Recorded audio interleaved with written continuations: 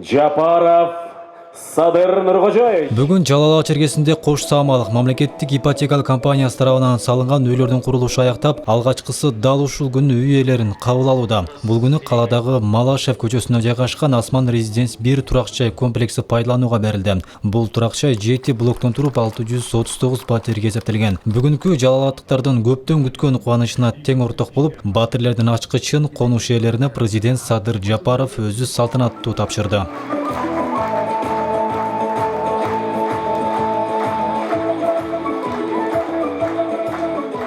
Мамлекет жарандардын жашоо шартын жакшыртууга бар күч аракетин жумшайт деп сөзүн баштаган президент Садыр Жапаров калкты турак жай менен камсыз кылуу максатында 2022 жылдан баштап Менин үйүм программасы иштелип чыкканын, учурда бул аракет өз жемишин берип, эми аймактарда дагы кулачын жайып жатканын айтып өттү.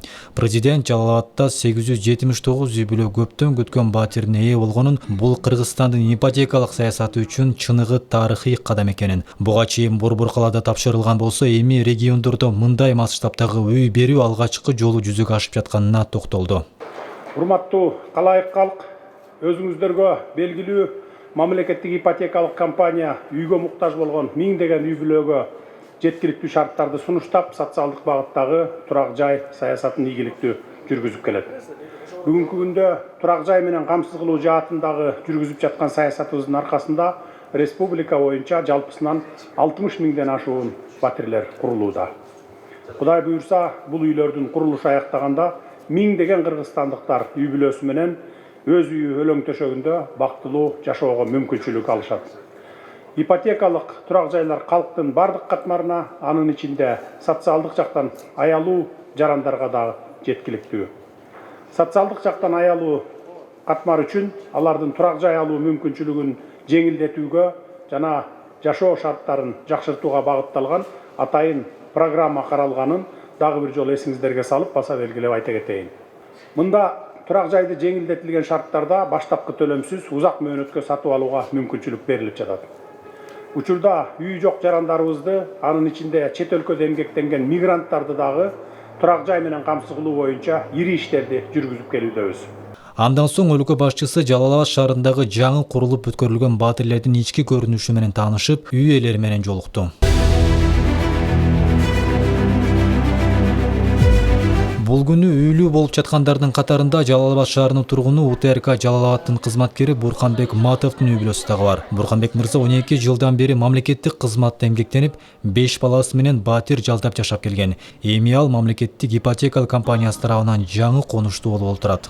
Мына бүгүн чынында негизинен көптөн күткөн маселебиз ушундай чечилип отурат. Буну менен биз аябай сыймыктанабыз. Буга биз 2019 жылдан бери ошол мамлекеттик ипотекага арыз менен кайрылып, анда баштапкы төлөмдөр болгондуктан биз ошол ала албай жүргөнбүз да.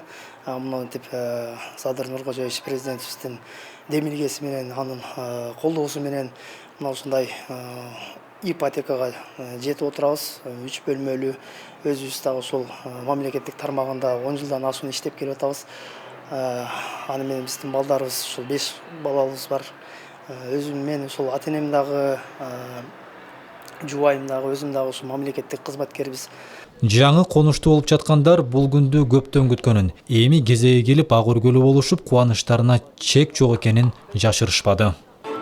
Бүгүн ошол президентибиз Садыр Нуркожоевич Жапаровдун ошол колдоосу менен бизге шарт түзүп, ошол мамлекеттик кызматкерлерге шарт түзүп, ошол батир берип отурат, жеңилдетилген шарттар менен.